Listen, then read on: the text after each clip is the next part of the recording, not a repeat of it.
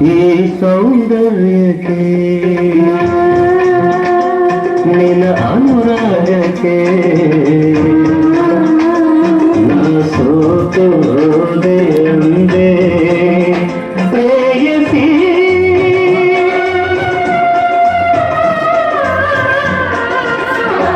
ಈ ಸೌಂದರ್ಯಕ್ಕೆ ನಿನ್ನ ಅನುರಾಗಕ್ಕೆ ಸೋತು ಹೋದೆ ಅಂದೆ ನಾ ಸೋತು ಹೋದೆ ಅಂದೆ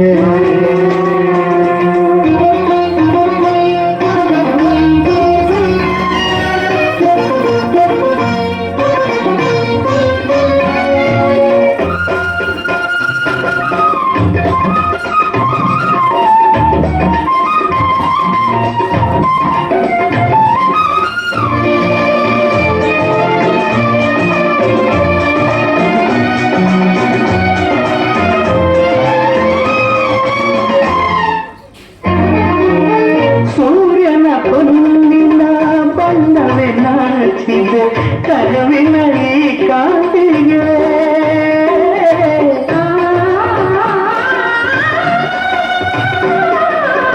ಗಗನದ ಕೆಂಪಿನ ಬಣ್ಣ ಸೋತಿದೆ ಅವಳದ ನಿನ್ನದರಕ್ಕೆ ಲತೆಯ ಹಾಗೆ ಬದುಕಿ ನೀನು ಮಾಡಿ ಕುಣಿಯುವಾಗ ಕರುವಿನಂತ ನೋಡಿ ಪೂರ್ವಶಿ ನಾಟ್ಯವ ಮರೆತಳು ಬಂದು ಚೆಲುವ ನಿನಗೆ ಸಾಟಿಯಾರು ಈ ಸೌಂದರ್ಯಕ್ಕೆ ನಿನ್ನ ಅನುರಾಗಕ್ಕೆ ನಾ ಸೋತು ಹೋದೆ ಅಂದೆ ನಾ ಸೋತು ಹೋದೆ ಅಂದೆ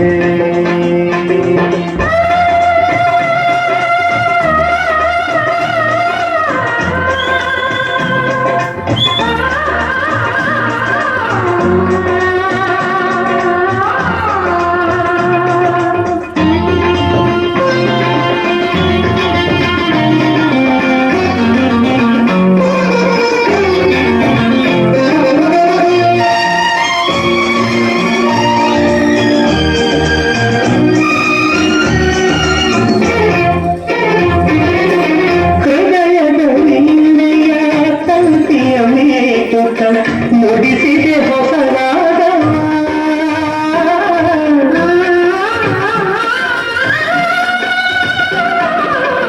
ನನ್ನದೆ ತಾಳದೆ ನಿನ್ನ ಕುಣಿಯುತ್ತ ತುಂಬಿದೆ ನೀ ಮೋಹವ ನನಗ ಆಸೆ ಕಂಗಳಿಂದ ಹಾಲಿಗೆ ಕಣ್ಣ ಭಾಷೆಯಿಂದ ನೋಡಿ ಮಾಡಿ ಹೊಸ ಹೊಸ ಕನಸಿನ ಉಡುಗೊರೆ ತಂದೆ ಬಯಗೆ ಅರಳಿ ಸರಿದ ಸೇವೆ ಬಂದೆ ಈ ಸೌಂದರ್ಯಕ್ಕೆ ನಿನ್ನ ಅನುರಾಗಕ್ಕೆ ಸೋತು ಹೋದೆ ಅಂದೆ ಪ್ರೇಯಸಿ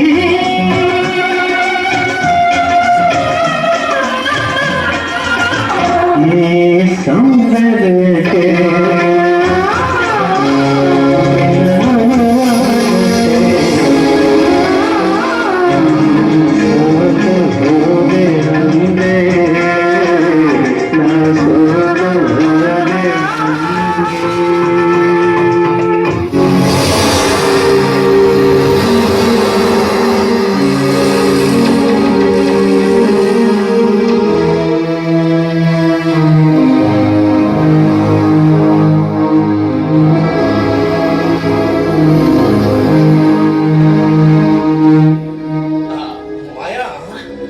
ಯಾಕೋ ಕಣ್ಣೆಲ್ಲ ಮಂಜು ಮಂಜು ಆಗ್ತಾ ಇದೆ. ಹೊಟ್ಟೆ ಉರಿ ತಡ್ಕೊಳಕ್ ಆಗ್ತಾ ಇಲ್ಲ. ಮಾಯ ಅಯ್ಯೋ ಅಮ್ಮ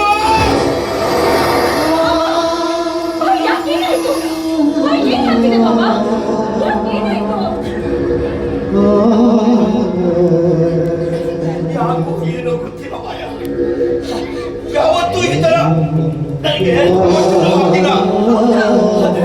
ಆದ್ರೆ ಮಾಯ ಒಂದು ಅಮ್ಮ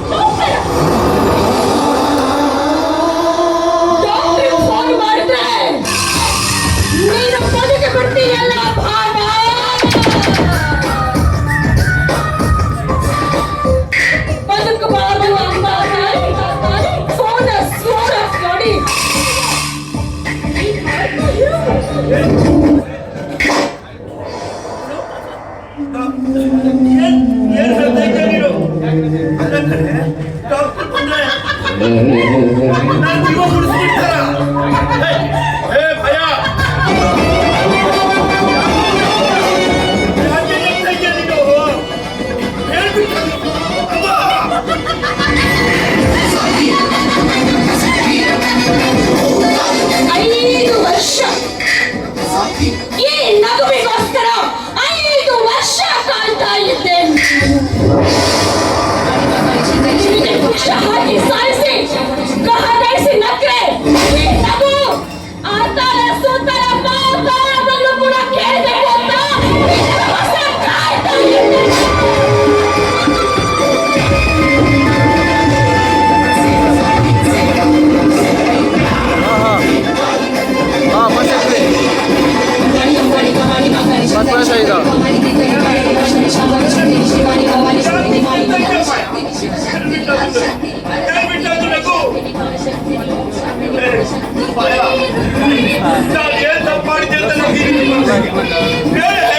ಮಾತಾಡು. ಸೇರು ಸೇರು ಸೇರು ಸೇರು ತೀರಿಸ್ಕೋಬೇಕು ಅಂತಾನೆ ಈ ಪ್ರಥಮ ರಾತ್ರಿ ಶೋಭೆಯ ಪೂರ್ವದಲ್ಲಿ ಹೀಗೆ ವಿಷ ಹಾಕಿ ಸಾಯಿಸ್ಬೇಕು ಅಂತ ಚಿಚ್ಚಾಗಿ ಹೊತ್ತು ಹಾಕಿ ನಿನ್ನ ಪ್ರಾಣ ಹೀರ ಮೃತ್ಯುವಾಗಿ ಕಾಡ್ತಾ ಇತ್ತು ಅಂತ ನಾನು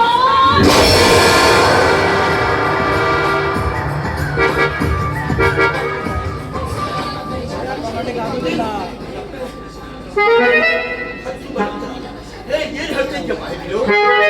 ನಿನ್ನ ಅಕ್ಕಳನ್ನ ನಾನ್ ಸಾಯ್ತೀನಿ. ಅರ್ಥ ಆಗಿಲ್ವಾ? ಅರ್ಥ ಆಗಿಲ್ವಾ ನಿನಗೆ? ಅರ್ಥ ಮಾಡಿಸ್ತಾ? ಏಯ್ ಪಾಪಿ, ನನ್ನ ಅಕ್ಕ ಕಲ್ಪನಾ ಈ ಮನೆಯಲ್ಲಿ ಸೊಸೆಯಾಗಿ ಮಹಾರಾಣಿಯಾಗಿ ಜೀವನ ಕಳೀತಾ ಇದ್ರು. ಆದ್ರೆ ನೀನೇನ್ ಮಾಡ್ದೆ?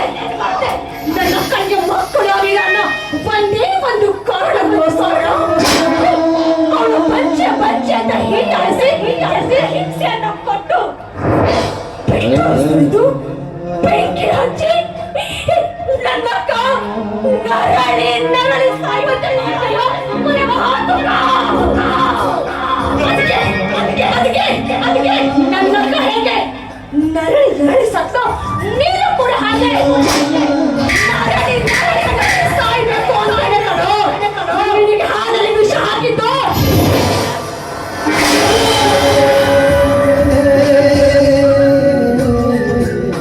ನಿನ್ನ ಅಕ್ಕಳನ್ನ ನಾನ್ ಸಾಯಿಸಿದಿಲ್ಲ. ಇಲ್ಲ ಮಾಯ, ಇಲ್ಲ ಮಾಯ, ಇದು ದೇಸಾಯ ಮನೆ ಕಡೆ. ಈ ಮನೆಗೆ ಬಂದವರಿಗೆ ದಾನ ಧರ್ಮ ಮಾಡುವುದನ್ನು ಬಿಟ್ಟು ಯಾರು ಸಾಯಿಸುವಂತ ಕೆಲಸ ಮಾಡಲ್ಲ ಕಡೆ. ನೋಡು, ನಾನು ಹೇಳ್ತೀನ, ನಾನು ಸಾಯಿಸ್ತೀನ. ಇಲ್ಲ ಮಾಯ, ಇಲ್ಲ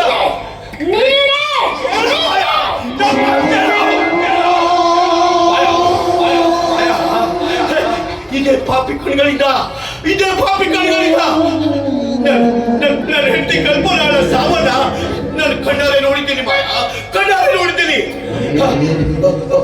ಒಲೆ ಉರಿಸುವ ಸ್ಟೋವ್ ಬ್ಲಾಸ್ಟ್ ಆಗಿ ನಾನು ಮುಂದೆನೆ ನನ್ನ ಹೆಂಡತಿ ಕಲ್ಪನಾ ಒಲೆ ಉಸಿರು ಎಳೆದಿದ್ದಾಳೆ.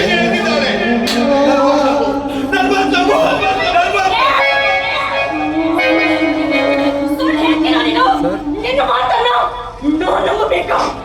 ಇಲ್ಲ ಇಲ್ಲ, ನನ್ನ ಅಕ್ಕ ಹೇಗೆ ನರಳಿ ಸತ್ತು ನೀನು ಕೂಡ ಹಾಗೆ ಸಾಯಬೇಕು.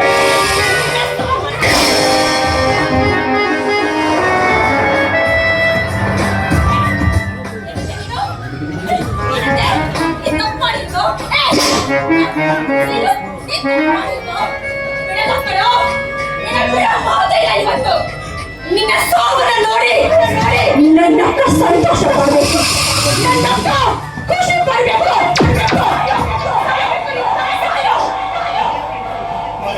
ಸತ್ಯವಾಗ್ಲೂ ಹೇಳ್ತಾ ಇದ್ದೀನಿ ಕಣೆ, ನಾನು ಕೊಲೆ ಮಾಡಿಲ್ಲ ಅಮ್ಮ. ನಾನು ಸತ್ತು ಹೋಗ್ಬಿಡ್ತೀನಿ. ಕುಡಿಯೋಕ್ ನೀರು ಕೊಟ್ಟು ಕುಡಿಯೋಕಾದ್ರೂ ನೀರು ಕೊಡೆ ಮಾಡ. ಪೂರ್ವದಲ್ಲಿ ಕುಡಿಯೋಕ್ ಸ್ವಲ್ಪ ನೀರ್ ಬೇಕು ಅಂತ ಕೇಳ್ತಾ ಇದ್ದೇನೆ. ನೀರ್ ಹಾಕಿದ್ರೆ ಪ್ರಾಣ ಬೇಗ ಹೋಗುತ್ತಂತೆ. ಒಂದ್ ನಿಮಿಷ ನೀರ್ ಬೇಕಾ ನಿಮಗೆ? ನೀರ್ ಬೇಕಲ್ಲ?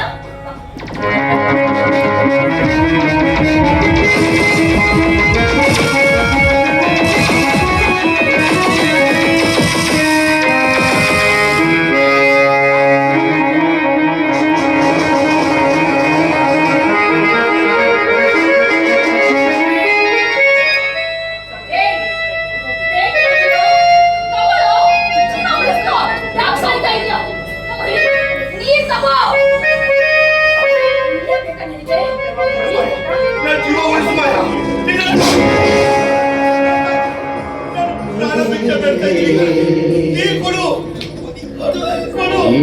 ಹೇಳೋ ಮೇಲೆ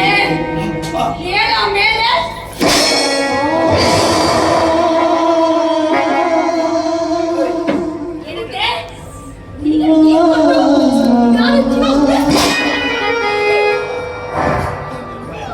ಅಕ್ಕ ಎಲ್ಲಿದ್ಯಾ ನೀನು? ಸತ್ತು ಸ್ವರ್ಗದಲ್ಲಿದ್ಯಾ? ಹೇ ಅಲ್ಲಿಂದಲೇ ನೋಡು ನಿನ್ನ ಗಂಡ ತರಿಸ್ಕೊಂಡ್ರು ಭಟ್ಟ ನನ್ನ ಮಗನ ಅಲ್ಲಿಂದಲೇ ನೋಡು ನೀನು.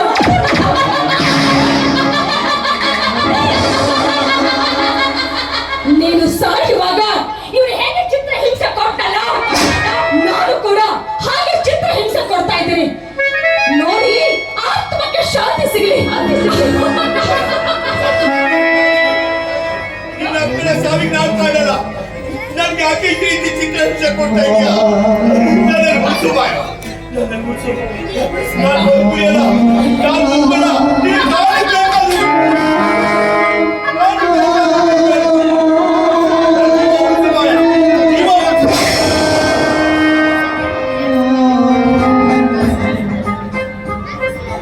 ನನ್ನ ಕಾಲು ಬದುಕೆ ಏನು ಜೋಬಿದೆ? ನಿನಗೆ ನಾನಲ್ಲ, ನೀನು ಮಾಡಿದ ತಪ್ಪಿಗೆ ಕ್ಷಮೆ ಸಿಗೋದಿಲ್ಲ. ಸಾಯು. ಮಾಯ, ನಾನು ಎಷ್ಟು ಹೇಳಿದ್ರು ನೀನು ಕೇಳಲ್ಲ ಕಣೆ.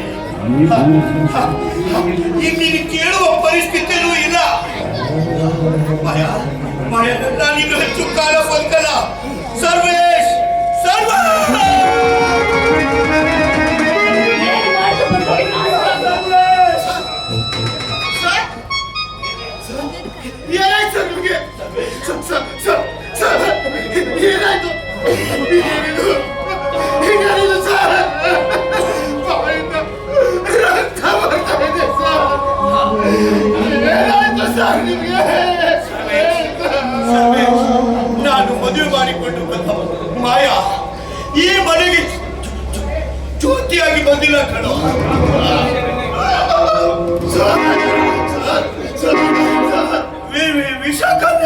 ವಿಷಕನ್ನೆಯಾಗಿ ಬಂದಳು.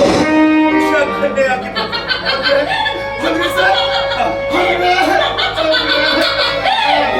ರಾತ್ರಿಯಲ್ಲಿ ಹಾಲಲ್ಲಿ ವಿಷ ಬಿಟ್ಟು ಮಕ್ಕಳು ಹಾಲಲ್ಲಿ ವಿಷ ನಿಮ್ಗೇನು ಆಗ್ಬಾರ್ದು ಸರ್. ನನಗೂ ಕೂಡ ನನ್ನವರು ಅಂತ ಯಾರು ಅಲ್ವಾ? ನನಗೂ ಎಲ್ಲ ನೀವೇ ಸರ್. ನೋಡಿ ಸರ್, ಆಸ್ಪತ್ರೆಗೆ ಹೋಗ್ಬಿಡ್ತಾರೆ ಸರ್. ವಿಷ ಇಲ್ಲ. ನಾನೀಗ ಹಾಸ್ಪಿಟ್ಲಿಗೆ ಬಂದ್ರೆ ಏನು ಪ್ರಯೋಜನ ಇಲ್ಲ. ದೇವರಿಗೆ ಸಾಯ್ತಾ ಇಲ್ವಾ ಇವ್ನು? ನೋಡು, ನನಗೆ ಅವಳು ಈ ರೀತಿ ಶಿಕ್ಷೆ ಕೊಟ್ಟಿದ್ದಾಳಂತ ಯಾವುದೇ ಕಾರಣಕ್ಕೂ ಅವಳಿಗೆ ಶಿಕ್ಷೆ ಕೊಡ್ಬೇಡ. ಅವಳು ಮಾಡಿದ ತಪ್ಪಿಗೆ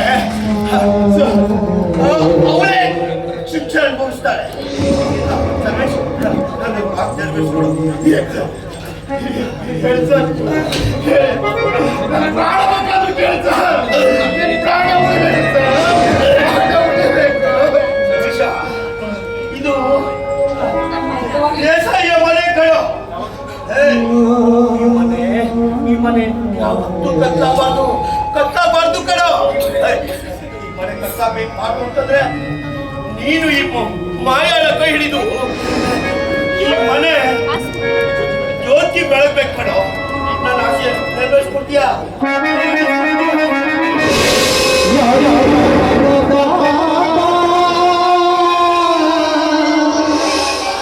ವಿಧಿ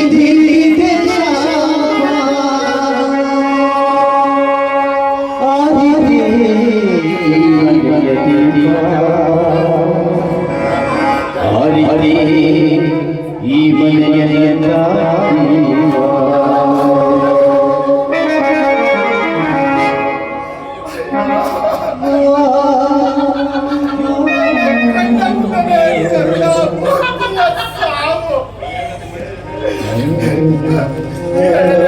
ಬೇಡ ಬೇಡವೆಂದಲು ನನ್ನ ಮದುವೆ ಆದ್ರಲ್ಲ ಸರ್, ಒಂದು ರೀತಿ ಸಾವಿಗೆ ನಾನೇ ಕಾರಣನಾಗಿಬಿಟ್ಟೆ ಸರ್. ಅವರಿಗೆ ಧರ್ಮಾಧಿಕಾರಿಯಾಗಿ ಬೇಡಿ ಬಂದವರಿಗೆ ದಾನ ಧರ್ಮ ಮಾಡಿದ ಪುಣ್ಯದ ಕೈಗಳು ಇಂಥ ಪುಣ್ಯಾತ್ಮನ ಕೈ ಹಿಡಿದವಳು ನಿಮ್ಮ ಬಾಯಿಗೆ ವಿಷ ಉಳಿಸಿದ ಸರ್ಪಿಡಿಯಾಗಿ ಬಿಟ್ಲೆ. ಇಲ್ಲ ಸರ್, ನಿಮ್ಮ ಸಾವಿಗೆ ಕಾರಣರಾದ ಇವಳನ್ನ ಹತ್ತು ಇಂಚಿಗೆ ಸಾಯಿಸಿ ನಿಮ್ಮ ಸಮಾಧಿಯ ಪಕ್ಕದಲ್ಲಿಯೇ ಸಮಾಧಿ ಕಟ್ತೀನಿ. ಏನೇ ಹೆಮ್ಮಾರಿ, ಮಕ್ಕಳ ಸ್ಥಾನದಲ್ಲಿ ದೇಸಾಯಿಯವರ ಮನೆಯ ಅರಮನೆ ಬೆಳೆದಿಟ್ಟಿದೆ ಅಂದುಕೊಂಡಿದ್ದೆ. ಆದ್ರೆ ಈ ರೀತಿ ಆಸ್ತಿ ಅಂತಸ್ತಿನಿಗೋಸ್ಕರ ದೇಸಾಯಿಯವರ ಜೊತೆ ಚಲ್ಲಾಟ ಆಡ್ತಿ ಅಂದುಕೊಂಡಿಲ್ಲ.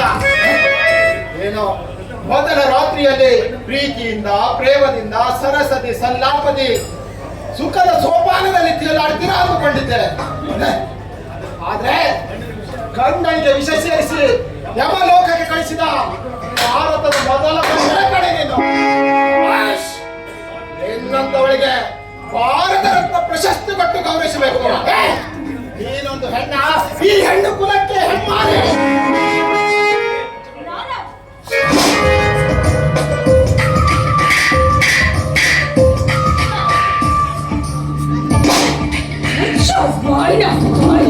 ನಾನಿದೆ ಅಂತ ಎಷ್ಟು ಹರಿ ಬಿಡ್ತಾ ಇದೀಯಾ?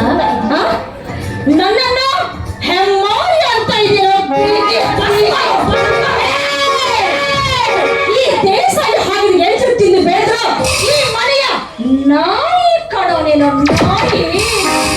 ಬೊಗಳ ನಾಯಿ ಬರೋದಾಯೇ ಇರ್ಬೇಕು. ಅಪ್ಪಿ ತಪ್ಪಿ ಕಚ್ಚಕ್ ಬಂತು ಅಂದ್ರೆ ಆದ್ರೆ ಹೇಗೆ ಹಾಕ್ಬೇಕು ಅಂತ ನನಗೆ ಗೊತ್ತಿಲ್ವಾ?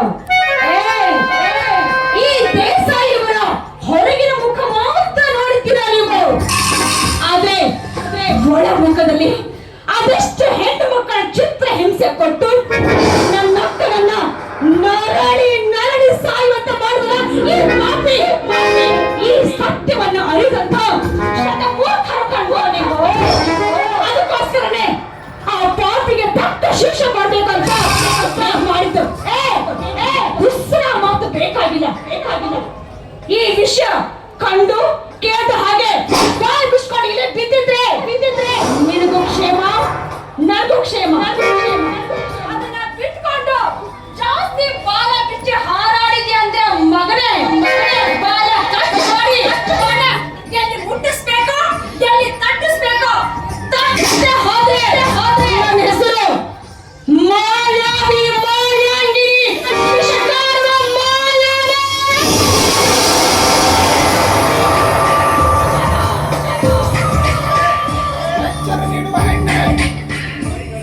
ಕೈಗಳಿಗೆ ಮಳೆ ತಟ್ಟುಕೊಂಡಿರುವ ನಿನಗೆ ಇಷ್ಟು ಧೈರ್ಯ ಪೊಗರು ಇರ್ಬೇಕಾದ್ರೆ ಈ ಗಂಡಸಿನಷ್ಟಿರಬೇಡ.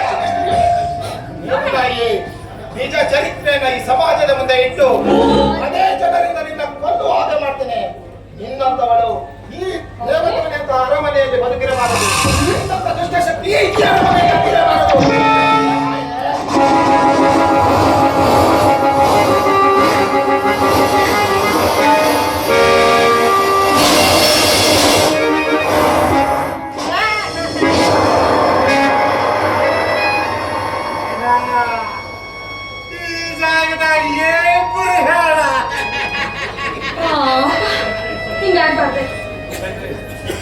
ಶೆಟ್ರೆ, ಏನ್ ಟೈಮಿಂಗ್ ರೀ ನಿಮ್ದು?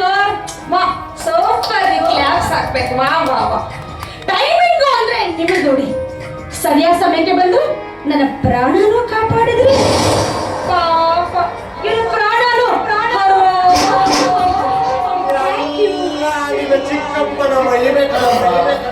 ನನ್ನ ಮಗಳು ಅಪಾಯದಾಗದಳ. ಅಪಾಯ ತಂದವನ ಎಡೆಗೆ ಗುಂಡಾಗಿ ಸಾಯಿಸುವಂತ ಚಿಕ್ಕಪ್ಪನ ಕೈಯಾಗ ಬಂದು ಕಷ್ಟ. ಆದ್ರೆ ಬಂದು ಗಿಡಿವಷ್ಟು ಈ ಮುದಿಯನಿಗೆ ಎಲ್ಲಿಂದ ಧೈರ್ಯ ಬರ್ಬೇಕವ್ವ? ಸಿಕ್ಕ ಬಡಿಗೆ ಸಾಯಿಸಿ ಯವ್ವ ಈಗ ಮಾತಾಡೋ ಸಮಯವಲ್ಲ. ಮಧ್ಯರಾತ್ರಿ ಇಬ್ಬರು ಹೆಣ ಬೀಳ್ದೈತಿ. ಅಂದ ಬೇಡ ಈ ಹೆಣ ನಾನು ಎಲ್ಲೋ ಸಾಗಿಸ್ಬೇಕು ಅಂತ ಸಾಗುತ್ತೆ.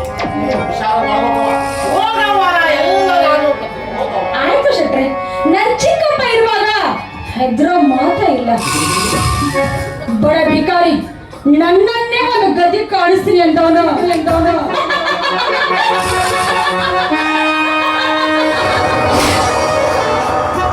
ಕ್ಷಣದಲ್ಲೇ ಗತಿ ಕಾಣಿಸ್ಕೊಂಡು ಹೊರಟು ಹೋಗ್ಬಿಟ್ಟೆ. ಶೆಟ್ರೆ, ಇಬ್ರು ಅಲ್ಲಿ ಕಾಣಿಸ್ಬಿಡಿ.